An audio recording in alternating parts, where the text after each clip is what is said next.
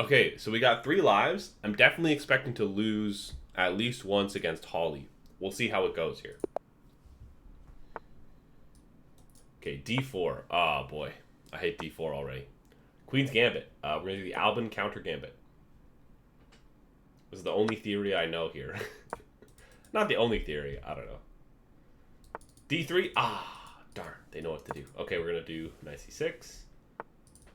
Ah, A3.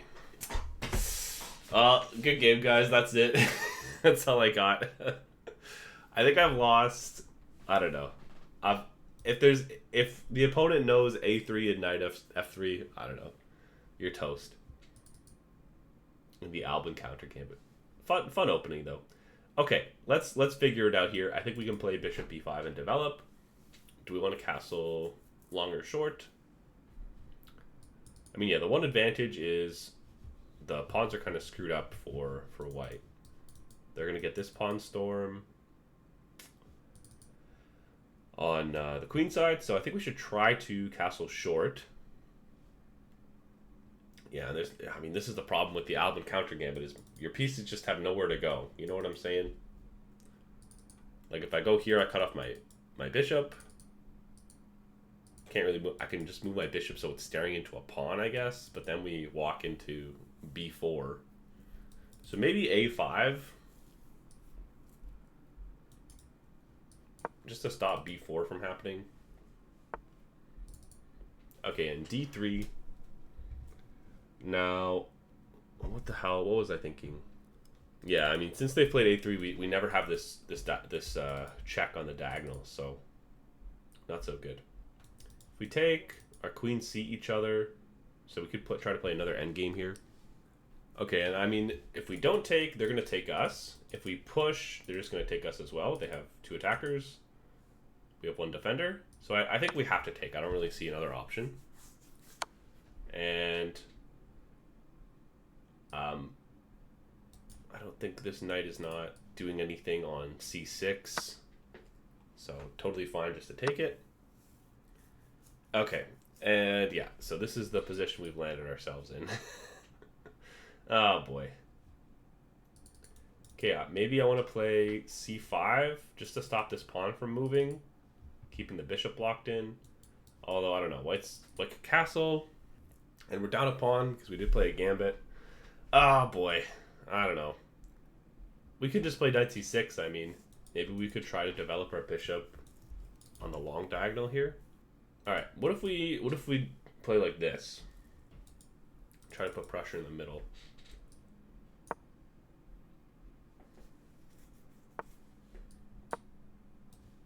Now our bishop becomes pretty nice. Okay, we gotta watch out for this fork. Maybe I should have taken a second before just playing my last move instantly. See if white had any threats. Okay, so I think we have to just play king d7. I don't see any other move that stops knight check. If we play king d7, long castles, or rook d1, I'm sure are both good. I don't know, man. Oh, here we go. Knight e6. Oh, thank God. I was planning on putting on c6 to pressure this pawn, but saving a fork is great too. Let's try to trade off this knight with in the center of the board. This knight's killing us. Ooh, or we could play c6. There's still a hole in our position. Alright, yeah, if we play here, we can take with the king, and then we can open up for our rooks. I think we try to trade off. Okay, so if I move my king somewhere. Okay, if I play king f1, our rook is forever stuck. And if I play king sorry, I think I said king f1. King f8. If we play king d8, then we're just signing ourselves up for tons of pressure on our king. So I think we have to take. It's blocked off anyway. So it wasn't a great bishop. Oh well. If I play here, our pawns get screwed up. So maybe we just go for knight c6 again. at least we kind of keep their knight under control. And this pawn, brutal. I don't know, man. What a game. This bishop has just been doing nothing. We need to try to get it active. So, should I think I should castle to get my rook out. And then I need to find a way to get this bishop into the game. The problem is this knight can't go anywhere. So maybe we try to play b6. Also, what was this? That's crazy. I guess just opening up for the rook, eh? Alright. I'm going to go for b6. I don't see any other way to get our bishop to play. Ah! What is... Yeah, that's how you know you screwed up. Alright, so I guess we just have to go here. I don't see what else. Alright. I mean, we're just getting crushed this game. I'm just not, like, seeing my opponent's moves. I'm blind. You know what I'm saying? Okay, do we want to trade off this rook or what? How's it? What's the material? We're down a pawn. Alright, so if I play here, I'm threatening knight c5. Should get that bishop. Let's play here. No need to trade off. Okay, and let's play knight c5. I don't see any, like, winning move for white from this position. I don't know. Ah, okay. Aren't we still winning the piece? Take, take, take. Maybe I'm missing... I don't really see, like, any checks or anything going on. Let's do it. And take. We do have to watch out, like our king is really cut off here. So free pawn. We could try to trade the rook now, because this other rook is completely cut off from the game. Let's see. Okay, there's life now. Like I feel like I feel like I can actually win this if I just don't play stupid. Which is a tall order. I mean, I don't just want to... I feel like we're up a piece. I feel like the pawns aren't as important as like converting. You know what I mean? So if I play here, it doesn't even force a trade. But we are, like, we could get our rook into the second rank if he doesn't trade. Okay. So we're not winning that pawn, but look at this, right? The rook's toast.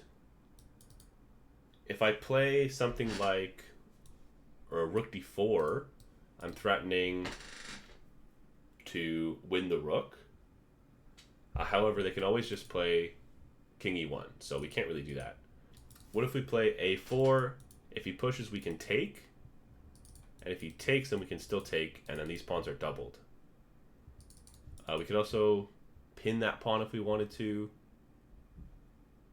Like, because if we play a4, then they could play maybe c5. No, then they're toast, right? Let's play a5. I think this, or a4. This looks good. I think we got a chance here, guys. Okay, that's a good move. I think we want to keep an eye on this pawn. That just gives away our rook for free. Don't forget the bishops can move backwards, guys. We also play here, but then I think this pawn is super easy to defend, and I mean I want to keep pressure on this side, right? So let's just play the simple rook d4,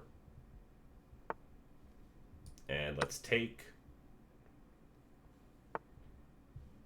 So here, here, here, here. You know what I'm saying? Okay, what if we take the pawn? So we trade pawns instead of just losing it. And one big problem here is our king is not in the game. So we're up a piece, but we're down a king. But this just feels like a nice central square for our bishop. That loses to rook d3, I think. Oh no, we could play c6 in that case. That actually looks good, because then we have our bishop on an outpost in the center of the board. So that looks good, actually.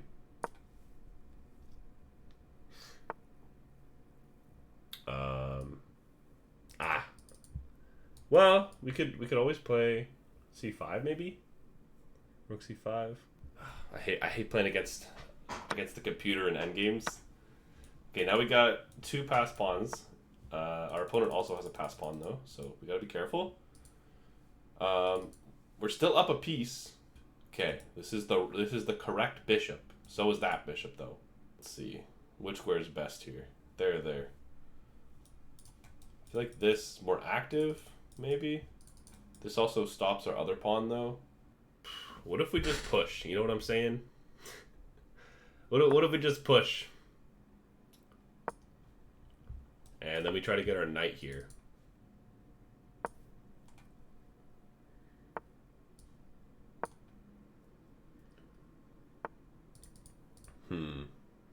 I mean, we could take and then run it back. And just try to push. No, you know what? We need our king in the game, guys. We need our king in the game. We're still playing down a king. Okay. Here's the game plan, alright? Here we are. Knight takes a6, king takes c2, c6, and then we move our king in. And our pieces are like solid. Let's try it.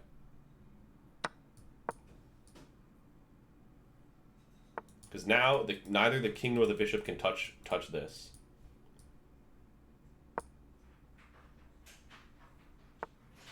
Okay, it feels like our plan is working. Let's try to get this pawn. Let's see here. So our knight's still covering this square, so I feel like there's no reason to move our king there. Let's try to get this pawn. Okay, let's see. So do we want to lock the pawn on the file, or I mean, if he takes, I don't think it's a problem. If he pushes, we should be okay because we're winning the race with our king. And our bishop even cuts off the king as well. So I think we're okay here. And I'm thinking we're trying to promote the c pawn. We're not really trying to promote on this side of the board.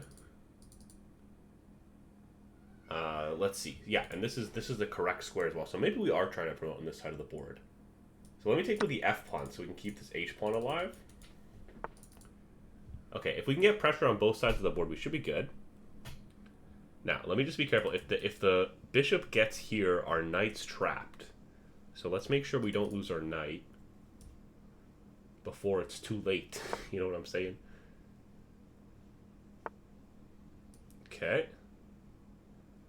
Yeah, let's just get moving with our knight. All right. I don't really see how this is a big deal.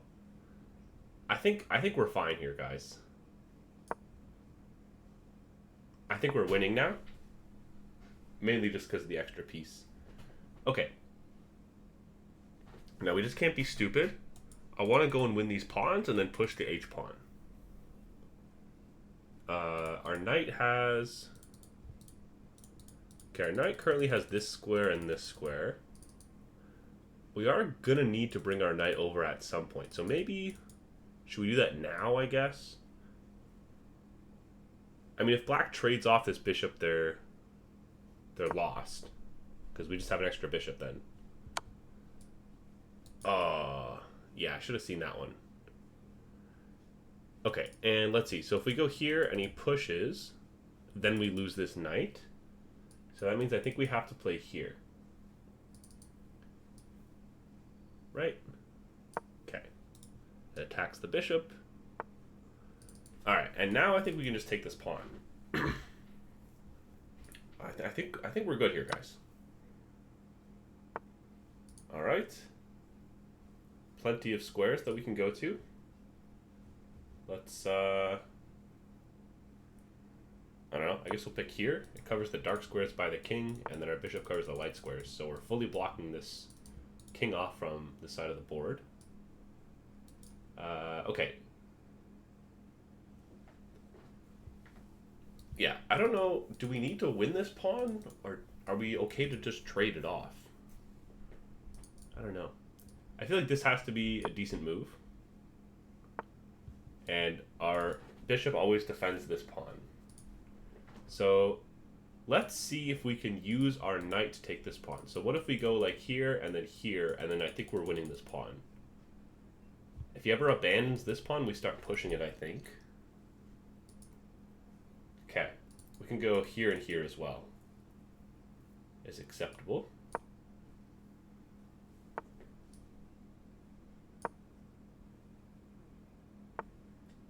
Yeah, and so now we take the pawn, and it should be game over.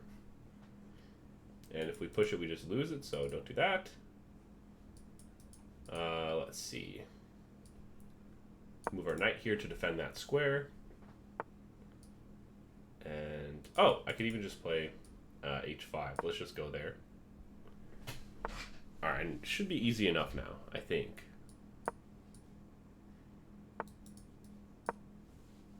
And that should be it. The knight covers those squares. We're going to have to sacrifice their bishop now. And yeah.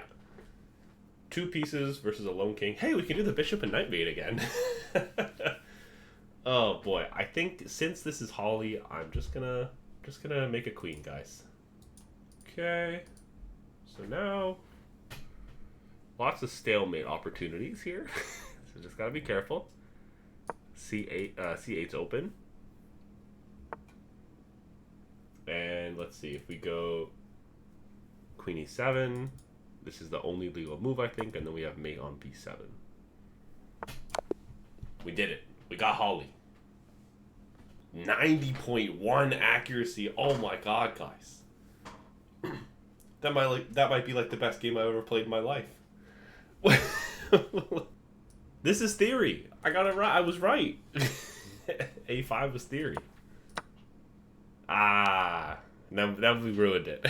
It's already a +2 advantage for Holly. Ridiculous. This was not right either. Oh boy. We were like dead lost. What is this? Move 10. We were dead lost by move 10. Oh, I'm supposed to play knight g8? Are you kidding me?